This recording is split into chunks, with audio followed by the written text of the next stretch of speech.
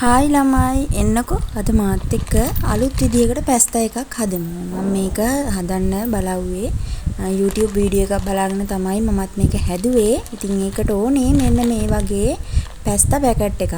මේක gram 200 packet එකක්. ඉතින් මමයි හස්බන්ඩ්යි විතරක් ඉන්න නිසා අපි දෙන්නට මේ පැකට් එක විතරක් ඇති.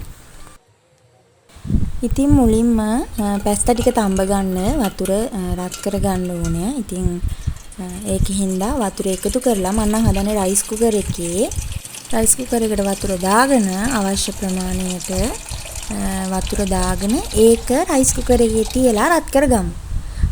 තව මේකට අර පැස්තා ටිකක් තැම්බෙනකොට එකට ගුලි වෙන්න බලනවා. ඉතින් ඒ ගුලි වෙන ගතිය නැති කරගන්න මම පොඩ්ඩලි චූට්ටක් වතුර එකට එකතු කරගන්න.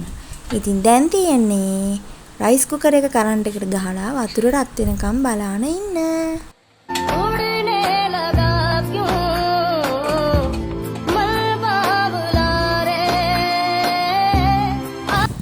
හරි ඉතින් දැන් වතුර තැම්බිලා තියෙන්නේ. මම මේකට පැස්තා පැකට් එක එකතු කරගන්නවා.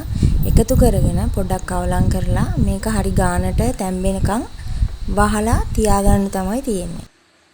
ඒ ටික තැම්බෙනකන් මම හදාගන්න හදන්නේ එළවලු මිශ්‍රණේ කැරට් ලීක්ස් අමු මිරිස් ලූණු ඒ වගේ දේවල් දාලා මේකට දාන 3-5 ಜಾති ටික දාලා ඉවර වෙලා මේක මේ විදිහට කවලම් කරලා මම අයින් කරලා පැත්තකින් තියාගන්නවා. මොකද මේක ටිකක් වෙනස් රෙසිපියක් හින්දා මේක කලින් හදාගෙන තියාගන්න එක තමයි අපිට ලේසිම ක්‍රමය.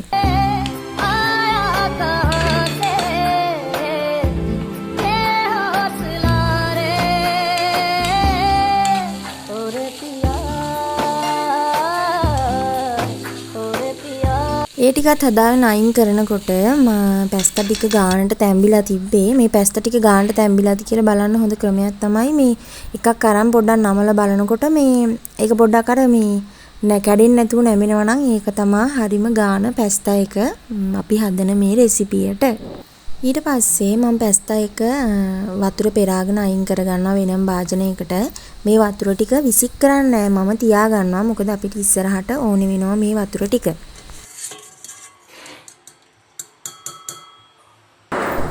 ඊළඟට මම වෙනම බිත්තර ටික ලුණු ගම්මිරිස් කුඩු ටිකක් දාලා පොඩි පොඩිවට කඩාගෙන ඒකත් වෙනම පොඩි දීසියකට දාලා ඒකත් පැත්තකින් අයින් කරලා තියා ගන්නවා.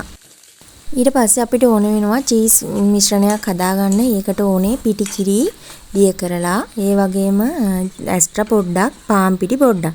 ඇස්ට්‍රා එක දාලා ඒක දිය වුණාට පස්සේ ඒකට පාන් පිටි ටිකක් දාලා කලවම් කරලා ඒකටම අර දිය කරගත්ත පිටි කිරි දාගෙන ඒක ටිකක් කවලම් කරගන්න ඕනේ. ඒකට ගම්මිරිස් ලුණු කුඩු දාලා ටිකක් කවලම් කරනකොට අපිට ටිකක් තික් ගතියක් දැනෙනවා. පොඩක් ඝන වෙනවා වගේ. අන්න ඒ වෙලාව තමයි හරිම වෙලාව. ඒ වෙලාවට පැස්තා ටික, එළවලු ටික, බිත්තර ටික දාලා කවලම් කරනින් ගමන් අයින් කරපු පැස්තා තම්පු වතුරකින් ටික ටික දාගෙන ගමන් පොඩ්ඩක් කවලම් කරගන්න තමයි තියෙන්නේ.